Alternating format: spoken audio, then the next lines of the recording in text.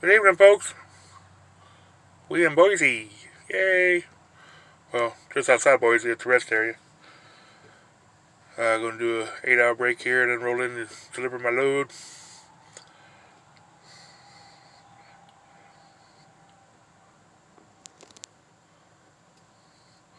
Got a car parked behind me. It looks like it might be a cop. I'm not sure. Maybe not. Anyway, uh, Linda, you had asked about the what I had said in that other video about the railroad.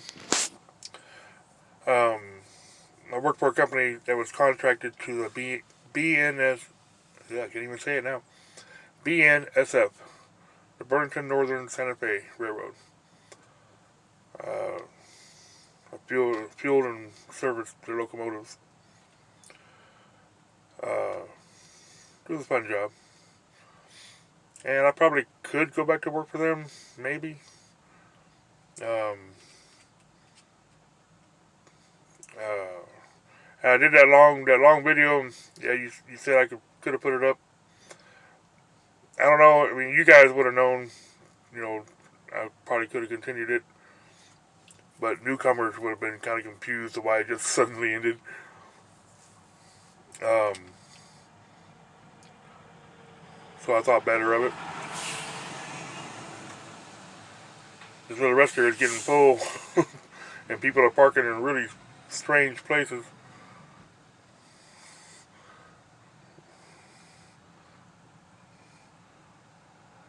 I parked in a smart spot where I can get back out of here. Where they're parking, they may be stuck if they ain't careful. They're kind of blocking the driveway too. People do weird stuff.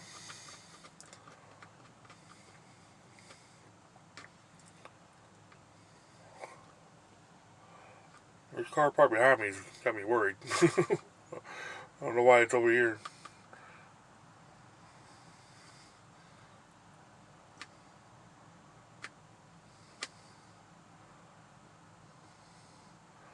I don't know.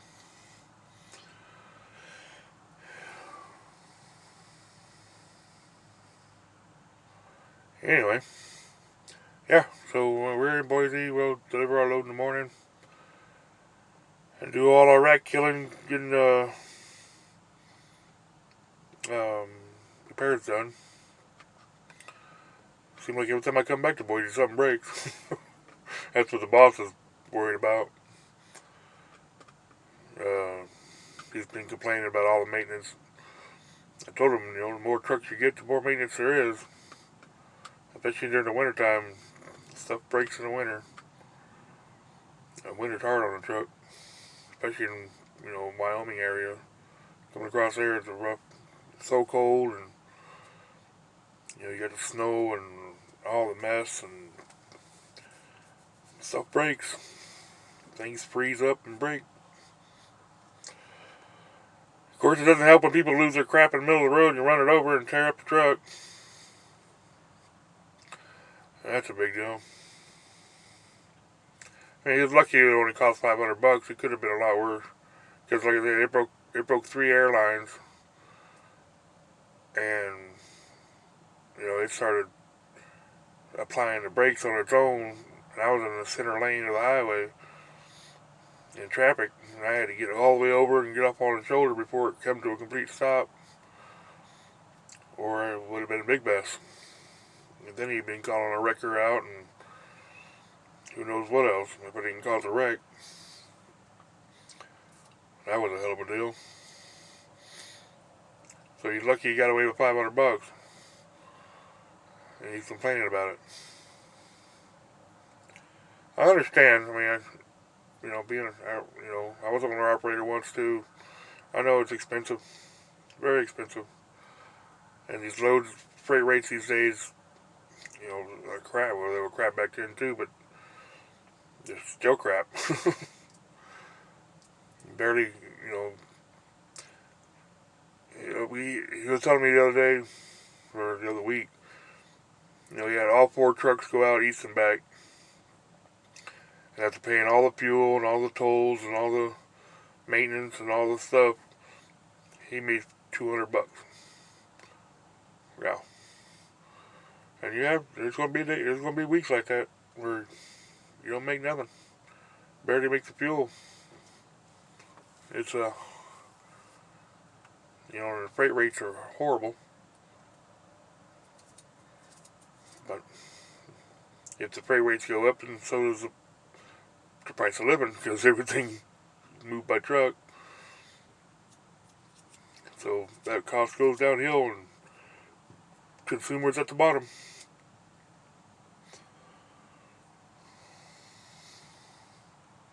I don't know what this car is doing back there. They're just sitting there.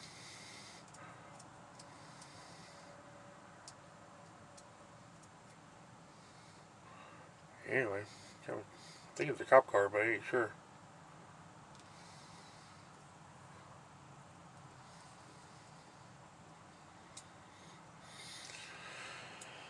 So anyway, yeah, he's complaining about money, which is all he ever complains about.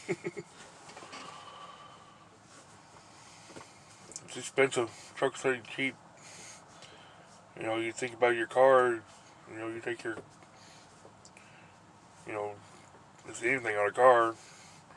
On a truck, it's 3 times the price. He had a turbo go out in one of the trucks that he was driving a few months ago, and that turbo cost him $13,000. That's a hell of a lot of money for a turbo. But and that's just something that happens. There's no real warning on it. That it's going to happen, and even if it was, you still got to change it, so it's still going to cost you out the butt. And the labor cost on mechanics, $100 an hour, or 90-something dollars an hour these days. And then they milk it for as many hours as they can get out of it. Some of them do, it seems like. They get the little book that tells them, it's going to take this long to do that. And they make sure it takes that long to do it. I'm seeing we have one of our mechanic we use here in town, Alex. I had an airbag go out on the tractor, and we went and bought the part. We actually bought 2 airbags. He came out and swapped 2 airbags and was gone in like 30 minutes. You take that to a shop, and you're going to be there for hours. You'll take them, the book says it's going to take 3 hours to do it, and they make sure it takes 3 hours to do it. Right, when it can be done quicker. Anyway, I don't know what Alex charges, but he's quick. Everything else, watch him do is he just gets it done. He gets it done quick, and he's gone. He's always busy too. Always busy. One man show, and he works his butt off. Good guy though, real good guy. Sorry. Anyway, I'm rambling. I'm tired. So I'm going to go take me a nap and get up in 8 hours and go deliver this load and do my stuff tomorrow, and then find something to do or mess around. Get some more rest, but you can always sleep so much, you gotta do something.